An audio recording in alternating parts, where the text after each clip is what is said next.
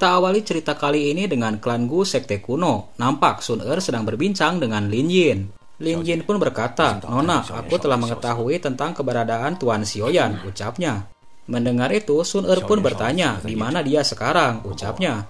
Dia masih di klan Y, namun demi menyelamatkan sahabatnya, dia menyinggung paksi sekelas Sungai Lembah Es. Selain itu, Sekte Jiwa juga cukup aktif di Menara Pil pada akhir-akhir ini. Berdasarkan dendam mereka terhadap Tuan Xiaoyan, saya takut nyawanya akan terancam, ucap Lin Yin. Mendengar penjelasan dari Lin Yin, Sun Er pun berencana pergi ke kota Ye secepatnya berusaha untuk menyelamatkan Xiaoyan. Dalam perjalanannya menuju kota Ye, Sun Er pun tak lupa untuk membawa dua sesepuh dan para ahli dari klan Gu. Sun Er pun bergumam dalam hatinya, "Siapa yang berani menyentuhmu, aku akan membunuhnya." Lalu Sin pun beralih ke tempat Xiaoyan berada. Nampak Ye Chong menjelaskan beberapa hal tentang altar kuno Yang Huo kepada Xiaoyan. Dia mengatakan kalau altar kuno ini adalah tempat raneh di klan Ye-nya. Mendengar penjelasan dari Ye Chong tentang altar kuno Yang Huo membuat Xiaoyan pun menjadi penasaran. Dalam langkahnya, Ye Chong pun mengatakan, entah kenapa altar kuno Yang Huo ini untuk sekarang tidak menghasilkan inti api. Setelah menjelaskan beberapa hal tentang altar kuno Yang Huo kepada Xiaoyan, lalu ketua Ye Chong pun mempersilakan Xiaoyan dan dokter peri kecil untuk memasuki altar tersebut. Nampak di dalam gua ada 3 buah pilar yang menjulang tinggi diselimuti oleh api matahari. Sementara itu kelompok Xian pun melesat menuju altar kuno Yang Huo. Sesampainya di tengah altar, mereka semua pun memperhatikan keadaan di sekitarnya. Di sela pengamatannya, lalu Xian pun bergumam, "Ini memang energi paling panas dan paling murni di antara langit dan bumi." Lalu Xian pun berkata kepada Tianhuo Zunze, "Pak Tuayo, tolong bersama monster bumi lindungi aku dan dokter peri kecil," ucapnya. "Serahkan saja semua itu kepadaku," ucap Tianhuo Zunze. Lalu dia pun bergegas pergi meninggalkan tempat itu bersama boneka iblis bumi. Dari kejauhan, Xian pun memperhatikan sosok Tianhuo Zunze, lalu dia pun berkata, "Apakah Anda merasa bahwa senior Tianhuo tidak sama seperti sebelumnya?" Mendengar pertanyaan dari Xiaoyan, dokter peri kecil pun menjawab, "Mungkin saja karena penampilannya yang berubah." Lalu Sin pun beralih ke Sekte Sungai Lembah Es. Nampak sosok Tianse pun telah kembali ke Sekte Sungai Lembah Es dan melaporkan semua kejadian yang terjadi di aliran Dewa Jatuh, termasuk kegagalannya untuk mendapatkan tubuh racun yang menjadikan. Dia pun mengatakan kalau gagalnya operasi itu karena ada seorang dojun yang mengganggunya. Mendengar penjelasan dari Tianse membuat Bing Zunze pun menjadi marah, lalu dia pun menjentikan jarinya. Sebuah energi pun melesat lalu menghantam tubuh Tianse. Melihat kemarahan Bing Zunze, salah satu ketua pun berusaha untuk menenangkannya. Sementara itu di tempat yang lain, dengan tubuh terluka, Tianse pun berkata kepada Bing Zunze. Namun di tempat yang lain, Bing Zunze pun menekan kekuatan dari Tianse. Rupanya Bing Zunze berencana ingin menghabisi Tianse karena kegagalannya. Namun di sela hukumannya kepada Tianse, tiba-tiba Bing Zunze pun merasakan ada seseorang yang sedang mengawasinya. Tiba-tiba satu sosok pun muncul di aula itu. Setelah ditemukan, sosok itu pun berkata, "Bing Zunze sungguh pantas dengan reputasinya." Sontak saja kemunculan sosok itu membuat Bing Zunze pun menjadi kaget. Dia tidak menyangka kalau ahli dari Sekte Jiwa datang ke tempatnya. Ternyata sosok yang muncul itu adalah Pelindung Wu. Dia pun mengatakan kalau dia mengetahui kelompok Xian berada untuk saat ini. Pelindung Wu berencana ingin menangkap salah satu dari kelompok itu yang bernama Xiaoyan. Lalu dia pun berkata ingin bekerja sama dengan Bing Zunze untuk menangkap kelompok itu secara bersama-sama. Di sisi yang lain, Bing Zunze pun berpikir keras, lalu dia pun berkata, "Asalkan tubuh yang menyedihkan itu menjadi milikku, yang lainnya terserah Anda," ucapnya. Mendengar persetujuan dari Bing Zunze membuat Pelindung Wu pun menjadi senang, lalu dia pun berkata, seperti yang diharapkan dari ketua Bing Zunze. Setelah ucapannya itu, lalu dia pun pergi meninggalkan Sungai Lembah Es. Lalu Sin pun beralih ke altar Yang Huo. Xian pun berkata, "Nanti aku akan mencabut seluruh racun tubuh yang menyedihkan. Kemudian paksa gas beracun di tubuhmu satu persatu untuk keluar. Mungkin proses ini akan menyakitkan," ucapnya. Melihat keraguan dari Xiaoyan, dokter peri kecil pun berkata, "Aku sangat percaya kepadamu," ucapnya. Tak jauh dari dokter peri kecil, Xian pun mengeluarkan api surgawi dan langsung menembakkannya ke tubuh dokter peri kecil. Setelah tubuhnya ditembak oleh kekuatan api surgawi milik Xiaoyan, nampak dokter peri kecil pun mengerang kesakitan. Namun di sela erangan kesakitannya itu, tiba-tiba tubuh dokter peri kecil pun dikelilingi oleh gas beracun. Melihat reaksi tubuh racun yang menyedihkan milik dokter peri kecil, Xian pun bergegas untuk mendekatinya. Lalu dia pun berusaha untuk melemparkan inti monster ke dalam perut dokter peri kecil. Segera, inti monster naga kelajing racun langit yang dimasukkan oleh Xiaoyan bergabung sepenuhnya dengan tubuh dokter peri kecil.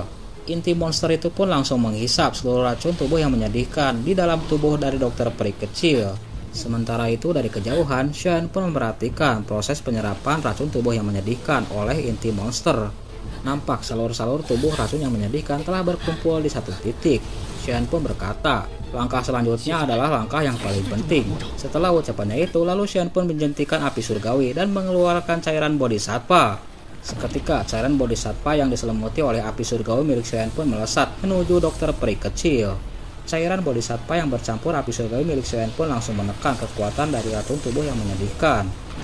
Akibat tekanan dari cairan bodhisattva bercampur dengan api surgawi milik Xiaoyan membuat tubuh racun yang menyedihkan pun tidak bisa keluar sepenuhnya. Xiaoyan pun menyaksikan kesuksesannya untuk menyegel tubuh racun yang menyedihkan milik dokter peri kecil. Dia pun nampak senang. Di sela pengamatannya, Xiaoyan pun berkata kepada dokter peri kecil, kompres gas beracun itu hingga membentuk sebuah pil, ucapnya. Mendengar perintah dari Xiaoyan, di tempat yang lain, dokter peri kecil pun berusaha untuk memadatkan racun tubuh yang menyedihkan menjadi sebuah pil. Setelah racun tubuh yang menyedihkan dipadatkan menjadi sebuah pil oleh dokter peri kecil membuat sebuah fluktuasi energi yang sangat kuat. Akibat fluktuasi energi yang sangat kuat itu membuat dokter peri kecil pun tidak bisa menahannya. Tentu saja kejadian itu pun tak luput dari perhatian Xiaoyan. Xiaoyan yang cemas pun akhirnya mengeluarkan api surgawi dan berusaha untuk membantu dokter peri kecil untuk mengendalikan tubuh racun yang menyedihkan. Dengan konsentrasi penuh, Xiaoyan pun berusaha untuk mengendalikan api surgawi untuk menekan kekuatan dari racun tubuh yang menyedihkan. Kamu berusahalah untuk bertahan sebentar lagi, ucap Xiaoyan. Dengan kekuatan api surgawinya, Xiaoyan pun mencoba untuk sepenuhnya menekan racun tubuh yang menyedihkan yang berusaha untuk memberontak terhadap dokter peri kecil. Namun kecemasan dari Xiaoyan pun semakin bertambah, manakala dia tidak bisa menahan kekuatan dari racun tubuh yang menyedihkan yang dikeluarkan oleh dokter peri kecil. Dalam ketidakberdayaannya untuk menahan racun tubuh yang menyedihkan, dokter peri kecil pun masih terus berusaha untuk menekannya. Akhirnya, usaha itu pun membuahkan sebuah hasil. Dokter peri kecil pun berhasil untuk mengendalikan sepenuhnya racun tubuh yang menyedihkan. Tentu saja, keberhasilan dokter peri kecil untuk mengendalikan racun tubuh yang menyedihkan membuat kekuatannya meningkat. Seluruh bagian tubuh dari dokter peri kecil pun mengeluarkan cahaya keemasan yang dapat dilihat sepenuhnya oleh Xiaoyan. Sementara itu di tempat yang lain, setelah berhasil mengendalikan racun tubuh yang menyedihkan, lalu dokter peri kecil pun membentuk sebuah segel. Dengan kemampuannya sekarang, dokter peri kecil pun bisa mengendalikan sepenuhnya racun tubuh yang menyedihkan. Di tempat yang lain, Xian pun menarik napas lega. Dia tidak menyangka kalau usahanya akan membuahkan hasil. Di sela kebahagiaannya itu, tiba-tiba Xian pun terkejut dengan sebuah benda yang melayang di hadapannya. Setelah diamati, benda yang melayang di hadapannya itu adalah benih api matahari yang dia dapatkan secara tidak sengaja. Tentu saja mendapatkan harta sebesar itu sebuah keberuntungan bagi Xiaoyan. Namun tiba-tiba Xiaoyan pun berpikir kalau dia mendapatkan benih dari api matahari, jangan-jangan ada inti api matahari di dalam tempat itu. Saking penasarannya, akhirnya Xiaoyan pun memutuskan untuk mencari tahu keberadaan tentang inti api matahari. Dengan kekuatan api teratainya, pupil mata Xiaoyan pun mencari keberadaan dari inti api matahari.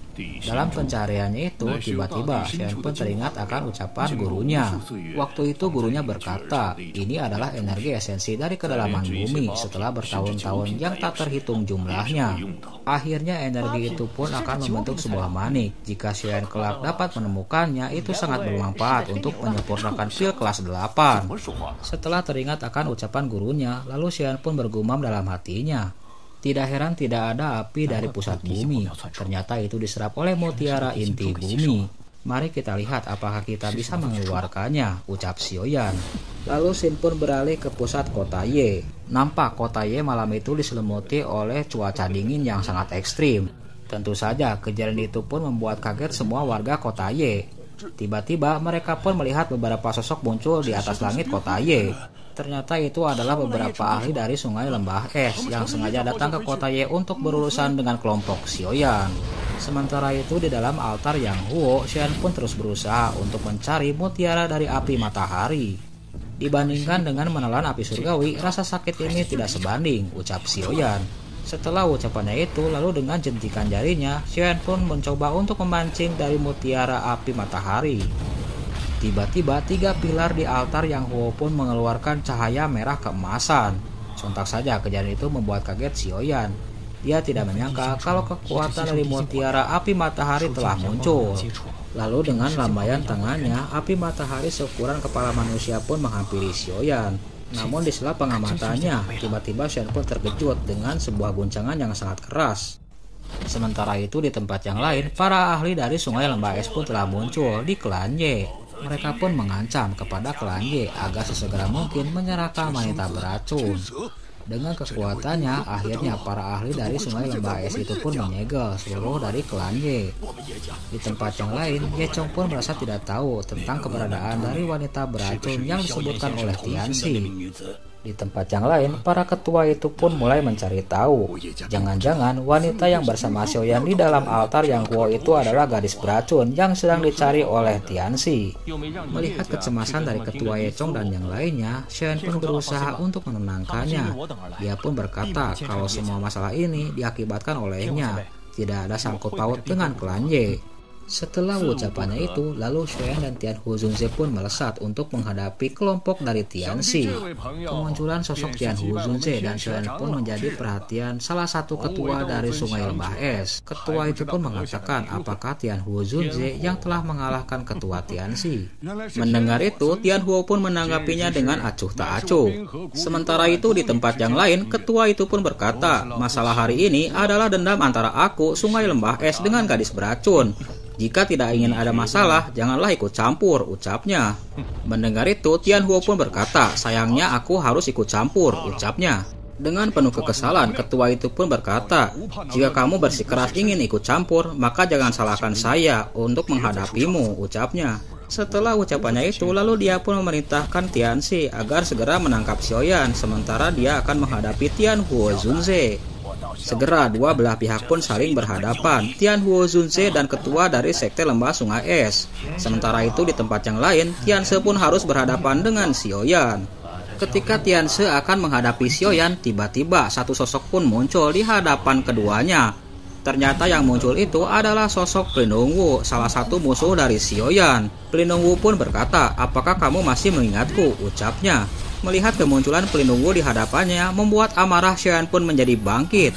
Lalu dia pun melesat untuk menyerang Pelindung Wu dengan suan besarnya. Di tempat yang lain, Pelindung Wu pun berusaha untuk menahan serangan Xiaoyan. Dia pun dapat merasakan kekuatan Xiaoyan yang sekarang begitu kuat.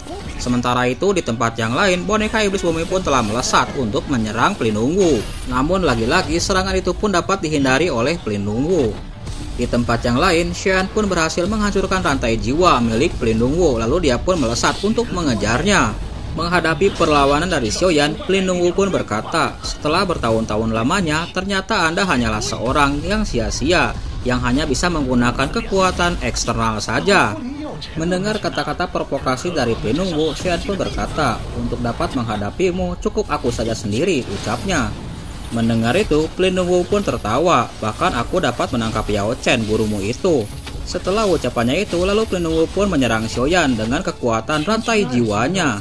Sementara itu di tempat yang lain, Xiaoyan pun berusaha untuk menghindari serangan rantai jiwa milik Pelindung Wu dengan langkah 3000 petirnya. Namun Xiaoyan pun terkejut karena dirinya telah dikepung oleh ratusan rantai jiwa milik Pelindung Wu.